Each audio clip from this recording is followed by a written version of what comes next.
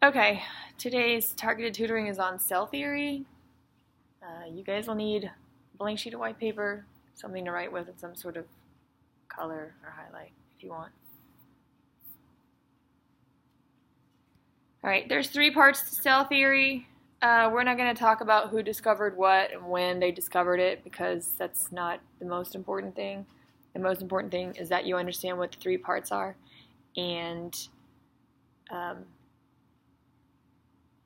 what they mean. So the first part is all living things are made out of cells. So go ahead and write that on your paper.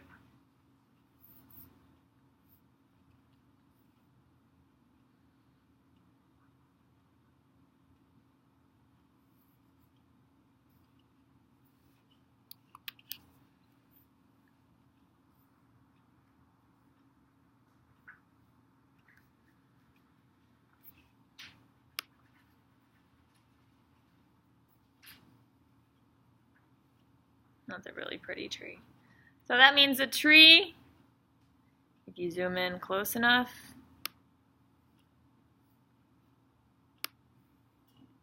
is made of plant cells. Billions and billions of them.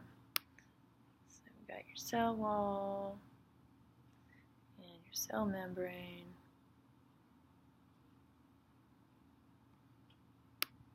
Nucleus. Got some chloroplast. You got some other stuff in here. We learned that already. We're not going to go over that today. And then you got your gigantic vacuole filled with water. So the tree is made up of tons of these guys all stuck together. You can go ahead and draw this.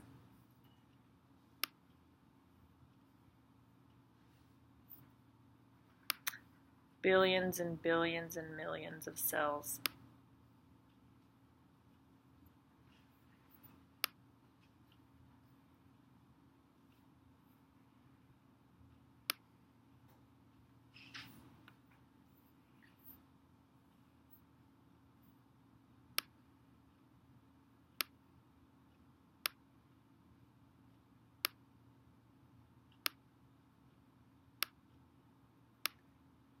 I'm going to label this tree because my drawing is not great.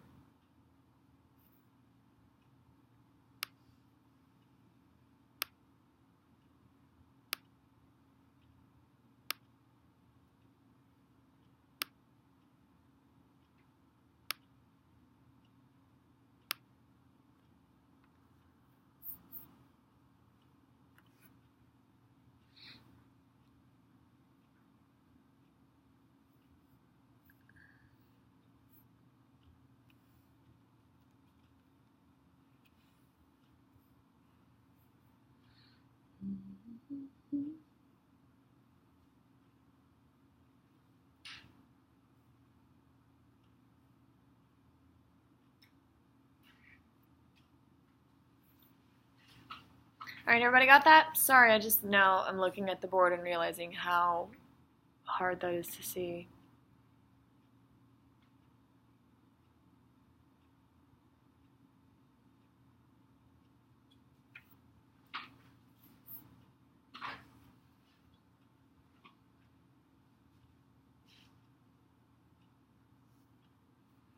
Okay.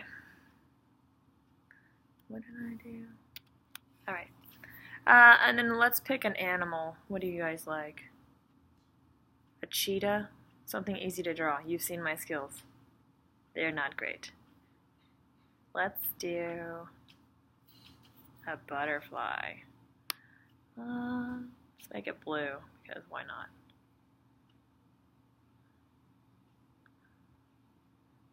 Oops. Don't draw that line there. Okay, so maybe butterflies are hard to draw. That's pretty wicked looking. I'll give it a smiley face so it doesn't look so sad.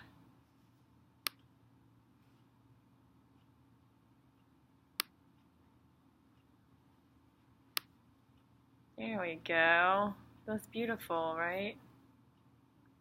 It's the best butterfly you've ever seen.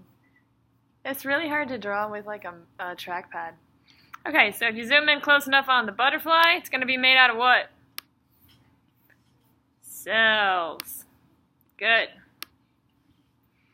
So these cells are going to look a little different because they are not plant cells. They're going to look rounded. Nucleus will be a little bit bigger. Not necessarily bigger, it'll just seem bigger. You'll have some ER around the nucleus.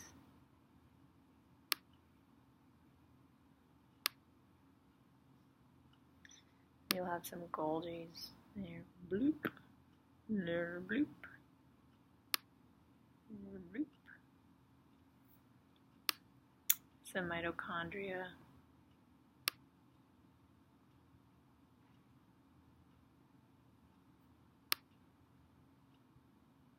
Okay, this cell actually does not look bad, but my butterfly was really bad. We'll do some lysosomes.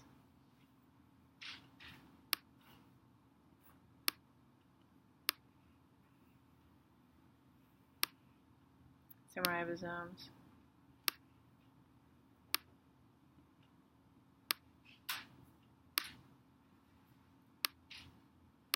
Do some ribosomes on this ER, make it rough.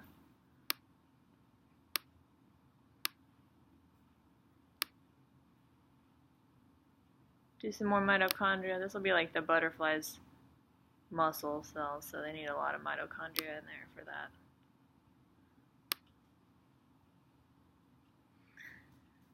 Alright, so the butterfly is made of lots of these lovely cells. I'm not going to draw them all in great detail. And animal cells look a little bit more rounded than plant cells. Do you guys remember why that is? Because they don't have a what? A cell wall. Very good. They don't have a cell wall. There we go. That looks beautiful. So butterfly, should I label this? I'll label it bee fly. Because it's really hard to write words with this thing.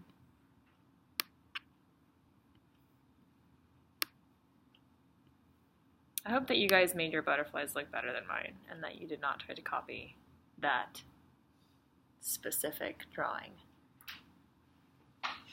Because that one is not great.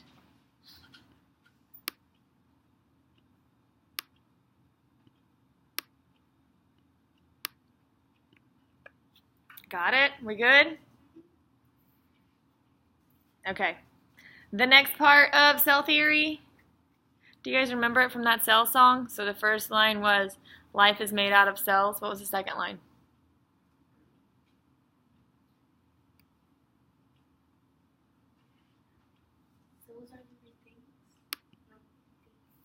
Cells make copies of themselves. So the second part of cell theory is that all cells come from pre-existing cells. And a pre-existing means that it was already there. So what that looks like is one cell.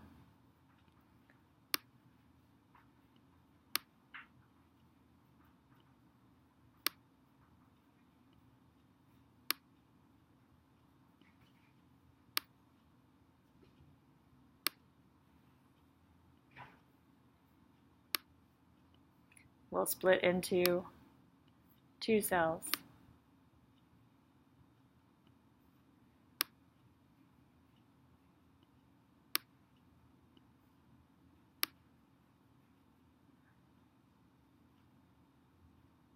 And then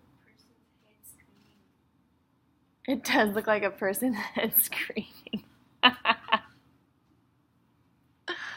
What's that? Like a leech on their face? Is that why they're screaming?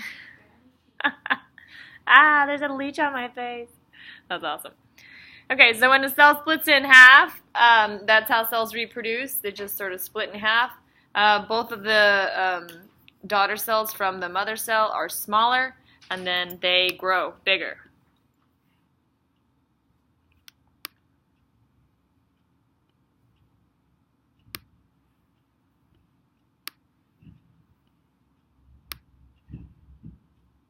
He has to ride his motorcycle up here. Every day we do this, doesn't he?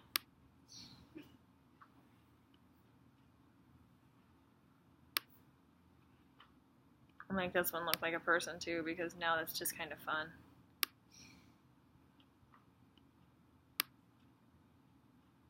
Mitochondria.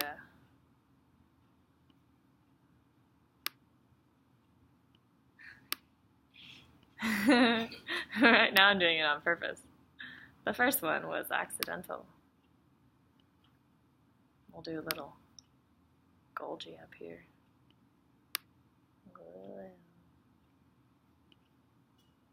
And some ribosomes.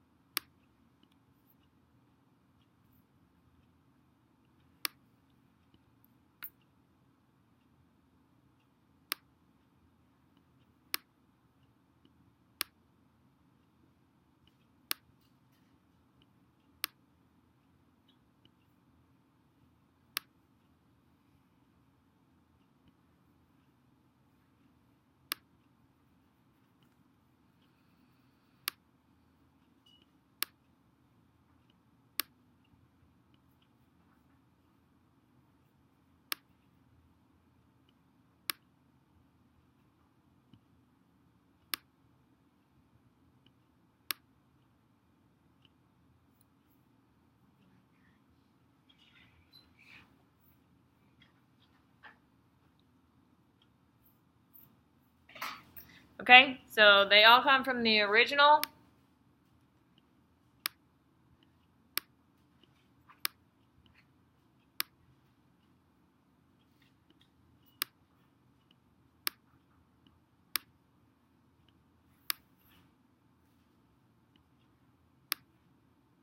Alright, and that's what pre-existing means. It means it's already there. So that one right there is pre-existing. And these are the daughter cells.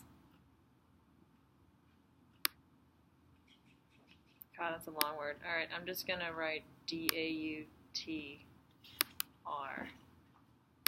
That's not how you spell daughter, by the way. It takes me forever to type out letters on this thing. So, wow, that looks really awesome. Okay. Don't write that. Don't write that. Sorry. Disregard the horrible spelling of daughter. It's like not good. All right. And the last part of cell theory is that cells are the smallest unit of structure and function. So to me, this is the most abstract part of cell theory, because it's like, what does that even mean? To me, it kind of means two things. It's the smallest thing that a organism's body can be broken down to. So do you guys remember when we did levels of organization? It was cells, tissues, organ systems, organisms. So cells is the smallest one out of those levels. And the other thing that it means to me is that cells are the smallest things that can be alive.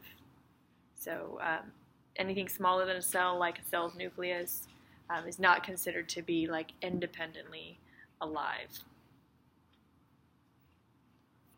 So I don't know how we draw that. Let's start by drawing another cell. I'm not going to draw it looking like a person screaming.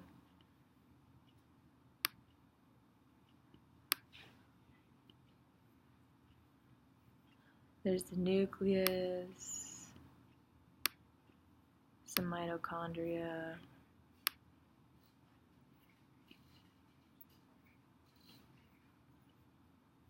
So this one is alive.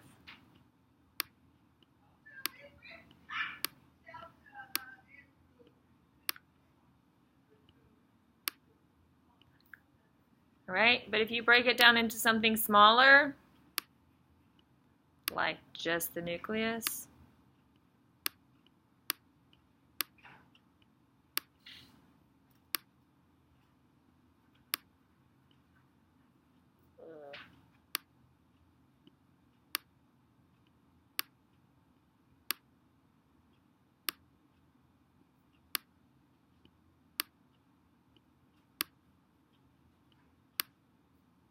not alive.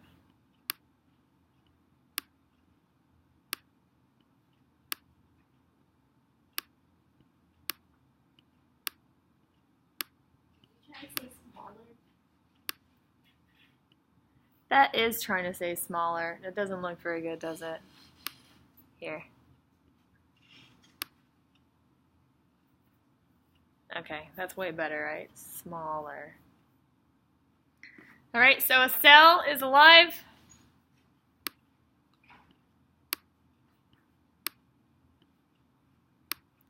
Anything smaller than the cell is not considered to be alive.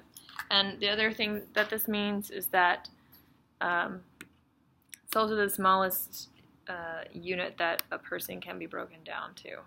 So we'll draw a little person.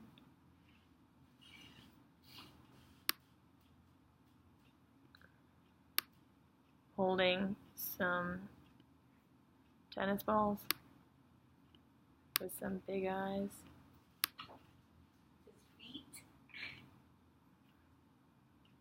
What?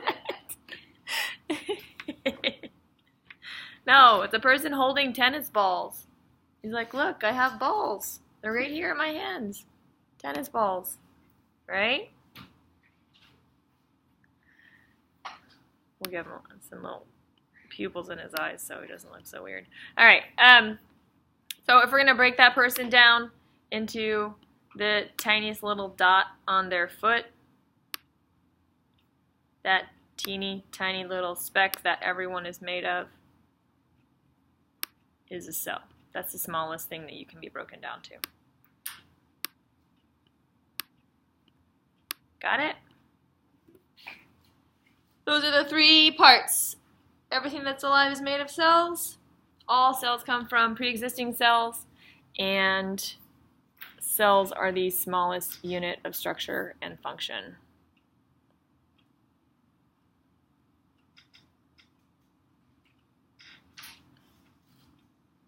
Okay.